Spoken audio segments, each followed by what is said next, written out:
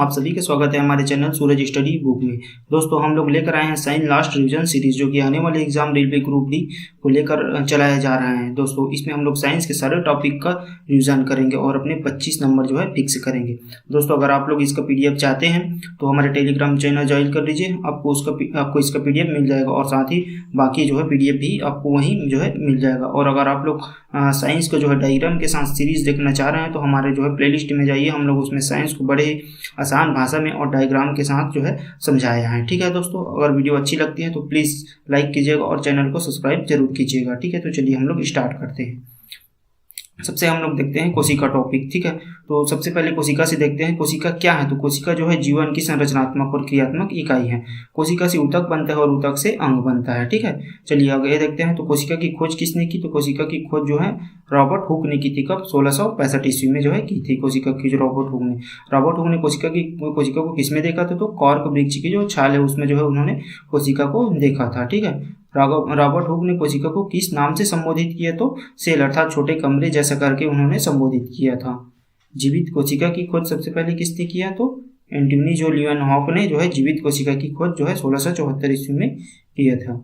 पशु कोशिका का प्रथम अवलोकन किसने किया? तो लीवेनहॉक ने ही किया था पशु कोशिका का सबसे पहले अवलोकन। ठीक है, कोशिका का नाभिक को किसने खोजा था? तो रॉबर्ट ब्राउन ने खोजा था 1831 ईस्वी में कोशिका के नाभिक को। ठीक है, चलिए हम लोग आगे देखते हैं। अब आगे है कोशिका द्रव्य अर्थात साइटोप्लाज्म की खोज किसने की? तो पुरकुंजे नामक वैज्ञानिक ने जो है 1839 में जो है कोशिका द्रव्य की खोज की थी। ठीक है, माइटोकॉन्ड्रिया की खोज किसने की? तो कोलिकर ने किया था 1880 ईस्वी में माइटोकॉन्ड्रिया की खोज। कोशिका सिद्धांत किसने प्रस्तुत किया? तो स्लाइडेन और स्वान ने जो है कोशिका सिद्धांत प्रस्तुत किया था। कब किया था? तो 1838-1839 ईस्वी में। ठीक है, स्लाइडेन किसका अध्ययन कर रहे थे? तो स्लाइडेन जो है पौधों की कोशिका का अध्ययन कर रहे थे। ठीक है, और जो स्वान है उसके किसका अध्ययन कर रहे थे? तो वो पशुओं की कोशिका का अध्ययन कर रहे थे। ठीक है, स्लाइडेन और स्वान ने क्या कहा था? तो स्लाइडेन और स्वान ने कहा था कि सभी जीव जो है कोशिकाओं से बने होते हैं, ऐसा कहा था। ठीक है, कोशिका सिद्धांत को पूर्ण रूप किसने दिया? तो रुडोल्फ वीर्चो ने दिया था, याद रखिएगा 1855 ईस्वी में। और क्या कहा था? उसने कहा था कि ओमनी सेल्यूला ई सेल्यूला अर्थात नई कोशिका जो है पूर्ववर्ती कोशिकाओं से ही बनती है, ऐसा कहा था। किसने? रुडोल्फ वीर्चो ने कहा था। ठीक है, और कोशिका सिद्धांत का आधुनिक रूप किस पर आधारित है? तो वो जो है सूक्ष्मदर्शी एवं आणविक जो जीव विज्ञान है उस पर आधारित है कोशिका सिद्धांत का आधुनिक रूप जो है। ठीक है, आगे देखते हैं। कोशिका सिद्धांत के अनुसार कोशिका में क्या होता है? तो कोशिका सिद्धांत के अनुसार कोशिका में जो है जेनेटिक जो है मटेरियल होता है, अर्थात ये पीढ़ी दर पीढ़ी जाते हैं और पीढ़ियां को जो है आगे बढ़ाते हैं। कौन? कोशिका। ठीक है, मानव शरीर की सबसे बड़ी कोशिका कौन सी है? तो डिम्ब कोशिका, ओयम जो है मानव शरीर की जो है सबसे बड़ी कोशिका है। और सबसे लंबी कोशिका कौन सी है? तो स्नायु कोशिका अर्थात न्यूरॉन तंत्रिका कोशिका जो है सबसे लंबी कोशिका है। ठीक है, और जो है कोशिका जो है जीव विज्ञान की शाखा को क्या कहते हैं? तो साइटोलॉजी कहते हैं। कोशिका जीव विज्ञान की जो शाखा है उसको साइटोलॉजी कहते हैं, याद रखिएगा। चलिए हम लोग आगे देखते हैं। दोस्तों अगर आप लोग इसका विस्तृत डायग्राम के साथ जो है पढ़ना चाह रहे हैं तो आप हम लोग को प्लेलिस्ट में चले जाइए, उसमें आपको कोशिका को बड़े विस्तार से और डायग्राम के साथ समझाए हैं। ठीक है, चलिए हम लोग आगे देखते हैं। पादप कोशिका किस प्रकार की कोशिका है? तो यूकैरियोटिक कोशिका होती है पादप कोशिका। पादप कोशिका का आकार कैसा होता है? तो जो है नियत जो है आयताकार जो है नियत होता है, आयताकार या बहुभुजी होती है पादप कोशिका का जो आकार है वो। ठीक है, पादप कोशिका में बाहरी आवरण क्या होता है? तो पादप कोशिका का जो बाहरी आवरण है वो कोशिका भित्ति अर्थात सेल वॉल होता है। ठीक है, याद रखिए कोशिका भित्ति जो है पादप कोशिका का बाहरी आवरण है।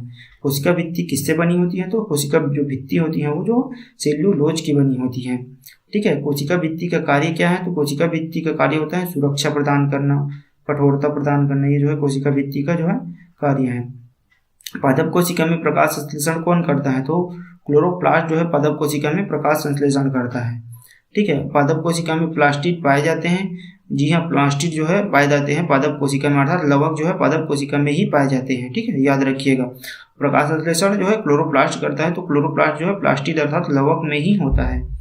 ठीक है, पादप कोशिका में रिक्तिका कैसी होती है? तो बड़ी होती है रिक्तिका और केंद्र में होती है। ठीक है, याद रखिएगा। पादप कोशिका में जो रिक्तिका है वो बड़ी होती हैं और जो है केंद्र में होती हैं। ठीक है, चलिए आगे देखते हैं। पादप कोशिका में जो सेंट्रोसोम अर्थात सेंट्रियोल होते हैं या नहीं, तो नहीं होते हैं। याद रखिएगा, पादप कोशिका में सेंट्रोसोम अर्थात तारक काय जो है नहीं पाया जाता है। ठीक है, पादप कोशिका में लाइसोसोम पाए जाते हैं, लेकिन बहुत कम संख्या में पाए जाते हैं पादप कोशिका में लाइसोसोम। याद रखिएगा, पादप कोशिका में भोजन जो है किस रूप में संग्रहित होता है, तो पादप कोशिका में जो भोजन है वो स्टार्च के रूप में जो है संग्रहित होता है। ठीक है, याद रखिएगा। पादप कोशिका में नाभिक कहाँ स्थित होता है, तो पादप कोशिका में जो नाभिक है वो किनारे पर स्थित होता है। याद रखिएगा, पादप कोशिका में जो नाभिक है वो किनारे पर होता है, जबकि जंतु कोशिका में मध्य में होता है। ठीक है, पादप कोशिका की सबसे बड़ी संरचना क्या होती है, तो वृत्तिका वैक्यूल जो है पादप कोशिका की सबसे बड़ी संरचना होती है ना। याद रखिएगा, जंतु कोशिका किस प्रकार की होती है, तो जंतु कोशिका भी यूकैरियोटिक होती है और पादप कोशिका भी यूकैरियोटिक ही होती है ना। याद रखिएगा, जंतु कोशिका का आकार कैसा होता है, तो अनियमित और गोलाकार होता है, जबकि पादप कोशिका का आकार नियमित और बहुभुजाकार आयताकार होता है पादप कोशिका ना। जंतु कोशिका की कोशिका भित्ति जो है नहीं पाई जाती है। याद रखिएगा, कोशिका भित्ति पादप कोशिका में ही पाई जाती है और जंतु कोशिका में कोशिका भित्ति नहीं पाई जाती है। तो जंतु कोशिका का बाहरी आवरण क्या हो जाता है, कोशिका झिल्ली हो जाती है ना, जबकि पादप कोशिका में कोशिका भित्ति होता है बाहरी आवरण। ठीक है, चलिए आगे बढ़ते हैं। आगे देखते हैं, तो जंतु कोशिका का बाहरी परत क्या होती है, तो वही प्लाज्मा झिल्ली अर्थात कोशिका झिल्ली जो है जंतु कोशिका का बाहरी आवरण होता है। ठीक है, जंतु कोशिका में प्लास्टिड होते हैं या नहीं, तो नहीं पाया जाता है। जंतु कोशिका में भी मतलब पादप कोशिका में जो है प्लास्टिड अर्थात लवक पाया जाता है, जबकि जंतु कोशिका में प्लास्टिड या लवक जो है नहीं पाया जाता है। ठीक है, इस कारण जो है जंतु कोशिका में प्रकाश संश्लेषण नहीं होते हैं और ये जो है स्वपोषी नहीं होते हैं, इसलिए ये परपोषी होते हैं, और पादप कोशिका जो है स्वपोषी होते हैं। ठीक है, याद रखिएगा। जंतु कोशिका में प्रकाश संश्लेषण होता है नहीं होता है, क्योंकि इसमें प्लास्टिड अर्थात क्लोरोप्लास्ट लवक ही नहीं पाया जाता है, इस कारण इसमें प्रकाश संश्लेषण जो है नहीं होता है। ठीक है, जंतु कोशिका में जो रिक्तिका है वो कैसी होती है, तो छोटी व अस्थायी होती है ना, जबकि पादप कोशिका में बड़ी होती हैं और स्थायी होती हैं और जो है मध्य में होती है पादप कोशिका में ना। याद रखिएगा, जंतु कोशिका में सेंट्रियोल पाए जाते हैं, जी हाँ पाए जाते हैं, और सेंट्रोसोम में पाए जाते हैं। सेंट्रियोल अर्थात तारक काय में पाए जाते हैं जो जंतु कोशिका में जो है सेंट्रियोल। ठीक है, अब बात करते हैं जंतु कोशिका में लाइसोसोम तो है पाए जाते हैं और अधिक संख्या में रहते हैं, जबकि पादप कोशिका में भी पाए जाते हैं पर वो कम संख्या में रहते हैं। ठीक है, जंतु कोशिका में भोजन किस रूप में संग्रहित होता है, तो ग्लाइकोजन के रूप में संग्रहित होता है जंतु कोशिका में, और पादप कोशिका में स्टार्च के रूप में जो है संग्रहित होते हैं। ठीक है, याद रखिएगा। आगे देखते हैं, जंतु कोशिका में नाभिक कहाँ स्थित होता है, तो मध्य में होता है नाभिक। ठीक है, और जंतु कोशिका में ऊर्जा कौन बनाता है, तो माइटोकॉन्ड्रिया बनाता है ऊर्जा। जंतु कोशिका की सबसे बड़ी संरचना क्या है, नाभिक है। याद रखिएगा, पादप कोशिका की सबसे बड़ी संरचना रिक्तिका है, जबकि और जंतु कोशिका की सबसे बड़ी संरचना जो है नाभिक है ना। याद रखिए, जंतु कोशिका में सेंट्रियोल का कार्य क्या होता है, तो कोशिका विभाजन करना जो है सेंट्रियोल का जो है कार्य होता है। याद रखिएगा। चलिए आगे देखते हैं, कोशिका झिल्ली के बारे में देखते हैं हम लोग। तो जो कोशिका झिल्ली को क्या कहते हैं, तो कोशिका झिल्ली को ही प्लाज्मा झिल्ली भी कहते हैं, प्लाज्मा मेम्ब्रेन भी कहते हैं। कोशिका झिल्ली का मुख्य कार्य क्या है, तो कोशिका झिल्ली का जो मुख्य कार्य है वो है पदार्थों का आवागमन जो है नियंत्रित करता है, अर्थात किसको पदार्थों को आने देना है, किसको नहीं आने देना है, ये जो कौन नियंत्रित करता है, कोशिका झिल्ली करता है। ठीक है, याद रखिएगा। कोशिका झिल्ली किस प्रकार की होती है, तो अर्धपारगम्य होती है, अर्थात सेमी परमेबल जो है होती है कोशिका झिल्ली। याद रखिएगा, कोशिका झिल्ली से बनी होती है, तो लिपिड और प्रोटीन की बनी होती है कोशिका झिल्ली। याद रखिएगा। कोशिका झिल्ली की संरचना का मॉडल कौन सा है, तो फ्लूइड मोज़ेक मॉडल है कोशिका झिल्ली की संरचना का मॉडल। ठीक है, कोशिका झिल्ली पर कौन से प्रोटीन पाए जाते हैं, तो जो है अंतस्थ अर्थात इंटीग्रल और परिधि अर्थात पेरिफेरल जो है प्रोटीन पाए जाते हैं कोशिका झिल्ली पर। याद रखिएगा। कोशिका झिल्ली का मुख्य लिपिड कौन सा है, तो फास्फोलिपिड होता है कोशिका झिल्ली का मुख्य लिपिड। ठीक है, कोशिका झिल्ली पर शर्करा किस रूप में पाई जाती है, तो ग्लाइकोलिपिड और ग्लाइकोप्रोटीन के रूप में जो है पाई जाती है कोशिका झिल्ली पर शर्करा। ठीक है, चलिए आगे देखते हैं हम लोग। कोशिका झिल्ली का परिवहन कितने प्रकार का होता है, तो कोशिका झिल्ली का परिवहन जो है दो प्रकार से होता है, सक्रिय परिवहन और निष्क्रिय परिवहन। ठीक है, कोशिका की ऊर्जा आवश्यकता वाला परिवहन कौन सा है, तो सक्रिय परिवहन जो है ऊर्जा आवश्यकता वाला होता है, एक्टिव ट्रांसपोर्ट होता है। ठीक है, और ऊर्जा रहित परिवहन कौन सा है, तो निष्क्रिय परिवहन जो है पैसिव जो ट्रांसपोर्ट है वो निष्क्रिय परिवहन होता है ना। याद रखिएगा। विसरण अर्थात डिफ्यूजन किस प्रकार का परिवहन है, तो निष्क्रिय परिवहन है। याद रखिएगा। परासरण अर्थात ऑस्मोसिस किससे संबंधित है, तो जल का संचलन से संबंधित है परासरण। ठीक है। परासरण में जल किस दिशा में होता है, तो परासरण में जो जल है वो अधिक सांद्रता से कम सांद्रता की ओर होता है, ठीक है, याद रखिएगा।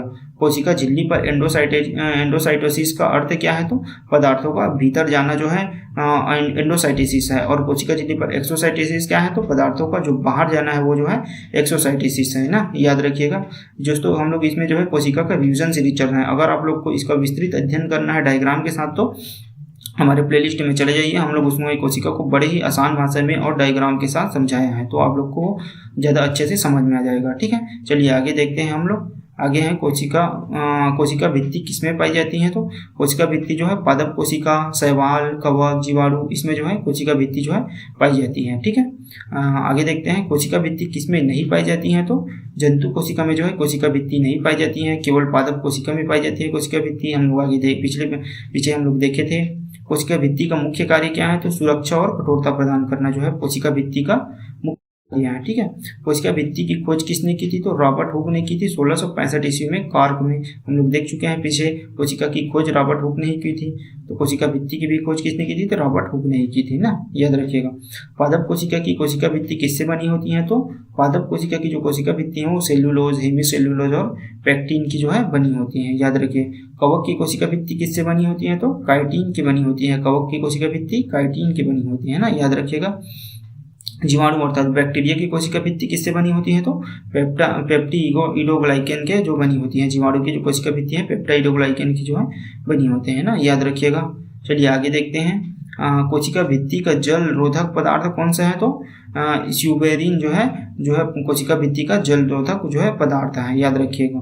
कोशिका भित्ति की सूक्ष्म रंध्र संरचना क्या कहलाती है, तो पिट कहलाती है। कोशिका भित्ति की जो सूक्ष्म रंध्र संरचना है वो पिट कहलाती है, याद रखिएगा। कोशिका भित्ति जो है कोशिका को आकृति देती है। जी हाँ, कोशिका भित्ति कोशिका को जो है आकृति प्रदान करती है और उसकी सुरक्षा करती है। कोशिका भित्ति कोशिका को अर्ध कठोर बनाती है। जी हाँ, कठोर बनाती है जो है कोशिका भित्ति कोशिका को। कोशिका भित्ति का मुख्य कार्य क्या है, तो सुरक्षा, सहारा, आकार देना, ये जो है कोशिका भित्ति का मुख्य कार्य है, याद रखिएगा। कोशिका भित्ति किस प्रकार की परत है, तो अलिपिड अर्थात नॉन लिविंग है कोशिका भित्ति, अर्थात मृत कोशिका है, जीवित कोशिका जो है नहीं होती है कोशिका भित्ति ना, याद रखिएगा। चलिए आगे देखते हैं। अब है नाभिक। तो नाभिक की खोज किसने की, तो रॉबर्ट ब्राउन ने की थी। कब, 1831 में जो है नाभिक की खोज की थी रॉबर्ट ब्राउन ने, ठीक है। नाभिक को कोशिका का क्या कहते हैं, तो नाभिक को कोशिका का नियंत्रण केंद्र अर्थात मस्तिष्क कहते हैं नाभिक को कोशिका का ना, याद रखिएगा। नाभिक के कितने भाग है, तो नाभिक के 4 भाग हैं। नाभिकीय झिल्ली, नाभिकीय रस, यानी कि यही जो है जो केंद्रक द्रव्य है वही है नाभिकीय रस, गुणसूत्र अर्थात क्रोमोटिन और न्यूक्लियोलस अर्थात केंद्रिका जो है, ये नाभिक के 4 भाग हैं, ठीक है, याद रखिएगा। नाभिक में कौन सा पदार्थ अनुवांशिक सूचना रखता है, तो डीएनए जो है नाभिक में अनुवांशिक जो है सूचना रखता है, ठीक है, याद रखिएगा। नाभिक के अंदर कौन सा प्रोटीन संश्लेषण में सहायक है, तो न्यूक्लियोलस जो है केंद्रिका जो है नाभिक में प्रोटीन संश्लेषण में जो है सहायक है, ठीक है, याद रखिएगा। माइटोकॉन्ड्रिया को कोशिका का क्या कहते हैं, तो ऊर्जा गृह अर्थात पावर हाउस कहते हैं माइटोकॉन्ड्रिया को कोशिका का। माइटोकॉन्ड्रिया की खोज किसने की, तो कोलिकर ने 1880 ईस्वी में माइटोकॉन्ड्रिया की जो है खोज की थी ना। माइटोकॉन्ड्रिया में ऊर्जा किस रूप में बनती है, तो एटीपी के रूप में बनती है, एडिनोसिन ट्राइफॉस्फेट के रूप में माइटोकॉन्ड्रिया में जो है ऊर्जा बनती है, ठीक है। चलिए हम लोग आगे बढ़ते हैं। अगला है माइटोकॉन्ड्रिया का स्वयं का डीएनए और आरएनए होते हैं। जी हाँ, माइटोकॉन्ड्रिया का स्वयं का डीएनए भी होता है और स्वयं का आरएनए भी होता है, ठीक है, याद रखिएगा। माइटोकॉन्ड्रिया में श्वसन क्रिया का कौन सा चरण होता है, तो कैब्स चक्र होता है। माइटोकॉन्ड्रिया में श्वसन क्रिया का चरण जो है कैब्स चक्र है ना, याद रखिएगा। प्लास्टिड केवल किस में पाया जाता है, तो केवल पादप कोशिका में ही पाया जाता है प्लास्टिड, पीछे हम लोग देखे थे। प्लास्टिड जो है 3 प्रकार के होते हैं, अर्थात लवक जो है 3 प्रकार के होते हैं। कौन कौन सा, क्लोरोप्लास्ट, क्रोमोप्लास्ट और ल्यूकोप्लास्ट, ये 3 प्रकार के जो है लवक होते हैं, ठीक है। अब बात करें तो प्रकाश संश्लेषण कौन करता है, तो क्लोरोप्लास्ट जो है प्रकाश संश्लेषण करता है। क्लोरोप्लास्ट को कोशिका का क्या कहते हैं, तो क्लोरोप्लास्ट को कोशिका का रसोई घर कहते हैं, याद रखिए। किचन ऑफ द सेल कहते हैं, ठीक है। ल्यूकोप्लास्ट में क्या संग्रहित होता है, तो ल्यूकोप्लास्ट में भोजन संग्रहित होता है, स्टार्च, तेल, प्रोटीन जो है ल्यूकोप्लास्ट में जो है संग्रहित होता है, ठीक है। चलिए आगे बढ़ते हैं हम लोग। इंडोप्लाज्म रेटिकुलम अर्थात जो अंतःपर्दे पे जो जालिका 2 प्रकार का होता है। कौन कौन से हैं, तो रफ इंडोप्लाज्म रेटिकुलम और जो है स्मूथ जो है इंडोप्लाज्म रेटिकुलम, याद रखिएगा, ठीक है, रफ और स्मूथ। ठीक है। और बात करें रफ इंडोप्लाज्मिक रेटिकुलम क्या है पाया जाता है, तो रफ में जो है पाया जाता है राइबोसोम। रफ इंडोप्लाज्मिक रेटिकुलम में जो है राइबोसोम पाया जाता है। और रफ इंडोप्लाज्मिक रेटिकुलम का कार्य क्या है, तो प्रोटीन संश्लेषण का कार्य करता है रफ, ठीक है। बात करें स्मूथ में, तो स्मूथ में क्या पाया जाता है, स्मूथ का कार्य क्या है, तो लिपिड और हार्मोन का संश्लेषण करना, ये जो है स्मूथ का कार्य है, लिपिड हार्मोन। और रफ का कार्य प्रोटीन संश्लेषण होता है, ठीक है। और जो अंतःप्रदेशीय जालिका को कोशिका का क्या कहते हैं, तो आंतरिक परिवहन तंत्र कहते हैं, अर्थात ट्रांसपोर्ट सिस्टम कहते हैं। किसको, ईआर अर्थात अंतःप्रदेशीय जालिका इंडोप्लाज्मिक रेटिकुलम को जो है ट्रांसपोर्ट जो है सिस्टम कहते हैं, ठीक है, याद रखिएगा। राइबोसोम की खोज किसने की, तो पैलेडे ने 1955 ईस्वी में जो है राइबोसोम की खोज की थी, ठीक है। राइबोसोम को कोशिका के क्या कहते हैं, तो प्रोटीन फैक्ट्री कहते हैं, ठीक है। राइबोसोम किससे बने होते हैं, तो आरएनए और प्रोटीन के बने होते हैं। राइबोसोम आरएनए और प्रोटीन के बने होते हैं ना, याद रखिएगा। चलिए हम लोग आगे देखते हैं राइबोसोम किस में पाए जाते हैं, तो राइबोसोम जो है सभी जीवित कोशिकाओं में पाया जाता है। राइबोसोम दो प्रकार के होते हैं, 70S और 80S प्रकार के। जो 70S प्रकार के जो राइबोसोम है वो प्रोकैरियोटिक कोशिका में, जबकि 80S प्रकार के राइबोसोम जो है यूकैरियोटिक कोशिका में जो है पाया जाता है, ठीक है। चलिए आगे देखते हैं, गोल्जी तंत्र में आते हैं। गोल्जी तंत्र की खोज किसने की थी, कैमिलो गोल्जी ने जो है 1898 ईस्वी में जो है गोल्जी तंत्र की जो है खोज की थी, ठीक है। गोल्जी तंत्र का मुख्य कार्य क्या है, तो गोल्जी तंत्र का मुख्य कार्य है स्त्रावण और सेक्रेशन, ठीक है, याद रखिए। स्त्रावण जो है गोल्जी तंत्र का मुख्य कार्य है, ठीक है। गोल्जी तंत्र किसका निर्माण करता है, तो गोल्जी तंत्र जो है लाइसोसोम का निर्माण करते हैं, ठीक है। लाइसोसोम आत्मघाती जो थैली है उसका निर्माण कौन करता है, तो गोल्जी तंत्र कहता है, ठीक है। गोल्जी तंत्र में जो वेसिकल और सिस्टर्नी पाई जाती है, जी हाँ, गोल्जी कोर में जो है वेसिकल और सिस्टर्नी जो है पाई जाती हैं, याद रखिएगा। गोल्जी तंत्र किस प्रकार की कोशिकाओं में होता है, तो गोल्जी तंत्र जो है यूकैरियोटिक कोशिकाओं में होता है, याद रखिए। प्रोकैरियोटिक कोशिकाओं में गोल्जी तंत्र जो है नहीं पाया जाता है, केवल यूकैरियोटिक कोशिकाओं में पाया जाता है, ठीक है। अब बात करें लाइसोसोम की, तो लाइसोसोम की खोज किसने की, तो डी डेवी ने किया था। 1955 ईस्वी में जो है लाइसोसोम की खोज की थी, ठीक है, याद रखिएगा। सॉरी, चलिए आगे बढ़ते हैं। अब देखते हैं लाइसोसोम को कोशिका का क्या कहते हैं, तो लाइसोसोम को कोशिका का जो है आत्मघाती थैली सुसाइड बैग कहते हैं ना, याद रखिएगा। और लाइसोसोम में कौन से एंजाइम पाए जाते हैं, तो लाइसोसोम में जो है हाइड्रोलिटिक एंजाइम पाए जाते हैं, ठीक है। लाइसोसोम का कार्य क्या है, तो अपघटन डाइजेशन जो है लाइसोसोम का जो है कार्य है, इसी कारण इसे आत्मघाती थैली कहते हैं, ठीक है। लाइसोसोम किस अंगक से उत्पन्न होते हैं, तो लाइसोसोम पीछे पढ़े थे हम लोग, गोल्जी तंत्र से उत्पन्न होता है, ठीक है। रिक्तिका पादप कोशिका में कैसी होती है, तो रिक्तिका जो है पादप कोशिका में बड़ी व केंद्रीय होती है, पढ़े थे हम लोग पीछे। रिक्तिका जंतु कोशिका में कैसी होती है, तो छोटी होती है, वह अस्थायी होती है। रिक्तिका किससे घिरी होती है, तो रिक्तिका जो है टोनोप्लास्ट से घिरी होती है। टोनोप्लास्ट जो झिल्ली का आवरण रहता है रिक्तिका के ऊपर, याद रखिएगा। रिक्तिका में कौन सा द्रव पाया जाता है, तो कोशिका द्रव्य पाया जाता है, किसमें, रिक्तिका में, ठीक है, याद रखिएगा। चलिए आगे देखते हैं हम लोग सेंट्रोसोम अर्थात तारक काय किसमें पाया जाता है, तो केवल जंतु कोशिका में पाया जाता है सेंट्रोसोम। सेंट्रोसोम में कितने सेंट्रियोल होते हैं, तो सेंट्रोसोम में 2 सेंट्रियोल होते हैं ना, याद रखिएगा। और ये जो सेंट्रियोल क्या करते हैं, तो कोशिका विभाजन में सहायक होते हैं सेंट्रियोल, ठीक है, याद रखिएगा। तारक काय अर्थात सेंट्रोसोम में जो है सेंट्रियोल पाया जाता है 2, और ये जो सेंट्रियोल है वो कोशिका विभाजन में सहायक होते हैं, ठीक है। सेंट्रोसोम कहाँ स्थित होता है, तो सेंट्रोसोम जो है नाभिक के पास स्थित होता है, याद रखिएगा। जो तारक का सेंट्रोसोम है वो नाभिक के पास स्थित होता है। सेंट्रियोल से क्या बनता है, तो स्पिंडल तंतु बनता है सेंट्रियोल से ना, याद रखिएगा। तारक काय से क्या बनता है, तो स्पिंडल तंतु बनता है। साइटोप्लाज्म की खोज किसने की थी, अर्थात कोशिका द्रव्य की खोज किसने की थी, तो पुरकिंजे ने की थी। कब, 1839 ईस्वी में, हम लोग पीछे पढ़ चुके हैं।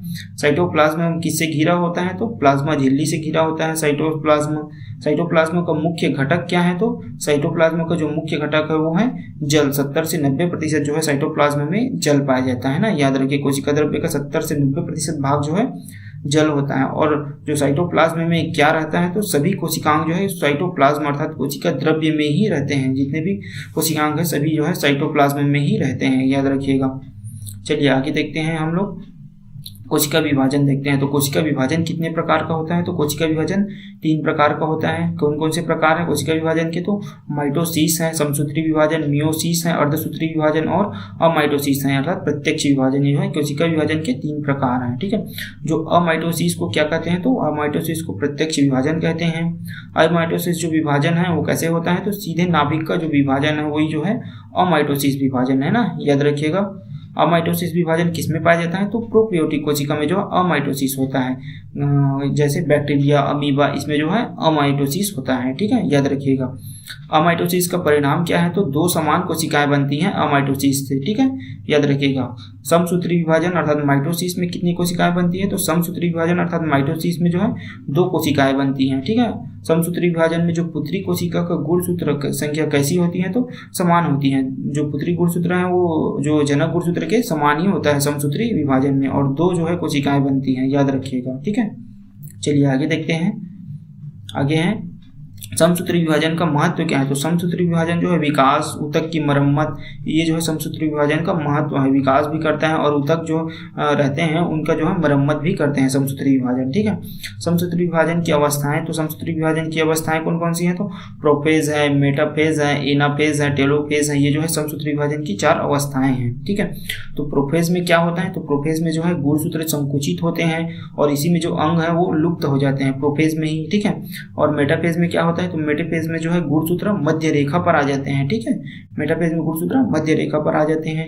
एनाफेज में क्या होता है, तो एनाफेज में जो क्रोमोटिड है वो विपरीत ध्रुवों की ओर जाने लगते हैं एनाफेज में। ठीक है, याद रखिएगा। और टेलोफेज में क्या होता है, तो नया नाभिक झिल्ली बनता है टेलोफेज में, और जितने भी अंग जो प्रोफेज में लुप्त हुए रहते हैं वो जो है टेलोफेज में आकर फिर से उत्पन्न हो जाते हैं, याद रखिएगा। साइटोकाइनेसिस क्या है, तो साइटोकाइनेसिस जो है कोशिका जो द्रव्य है उसका जो विभाजन है वो क्या है, साइटोकाइनेसिस है। ठीक है, याद रखिएगा। चलिए आगे देखते हैं। आगे है अर्धसूत्री विभाजन, जो मियोसिस को क्या कहते हैं, तो अर्धसूत्री विभाजन को अपचयी विभाजन भी कहते हैं, याद रखिएगा। ये कितनी कोशिकाएं बनती हैं, तो अर्धसूत्री विभाजन में जो है 4 कोशिकाएं बनती हैं, याद रखिएगा। समसूत्री विभाजन में 2 कोशिकाएं बनती हैं, जबकि अर्धसूत्री विभाजन में 4 जो है कोशिकाएं बनती हैं। ठीक है, अर्धसूत्री विभाजन में पुत्री कोशिकाओं का गुण संख्या कैसी होती है, तो आधा हो जाती है। अर्धसूत्री विभाजन में जो पुत्री कोशिकाएं जो है आधी हो जाती है ना, याद रखिएगा। अर्धसूत्री विभाजन किस कोशिकाओं में होता है, तो अर्धसूत्री विभाजन जो है जनन कोशिकाओं में, गैमेट्स में होता है, याद रखिएगा। अर्धसूत्री विभाजन का महत्व क्या है, तो यौन प्रजनन और विविधता से संबंधित जो है अर्धसूत्री विभाजन का महत्व है। अर्धसूत्री विभाजन में कितने चरणों में होता है, तो अर्धसूत्री विभाजन जो है 2 चरणों, मायोसिस और मियोसिस जो है, मायोसिस 1 और मायोसिस जो है 2 होता है। ठीक है, याद रखिएगा दोस्तों। ये रहे कोशिका के जो है 1 लाइनर इंपॉर्टेंट फैक्ट रिवीजन जो है कोशिका का हम लोग कर चुके हैं। और अगर आप कोशिका से संबंधित कोई भी क्वेश्चन आता है तो आपको इसमें से देखने को जरूर मिलेगा। ठीक है दोस्तों, आगे हम लोग अगले वीडियो में ऊतक से संबंधित रिवीजन करेंगे। दोस्तों अगर वीडियो अच्छी लगे तो please like, comment and subscribe जरूर कीजिएगा। ठीक है, ताकि हम लोग और जो है वीडियो बना सके। ठीक है, थैंक यू।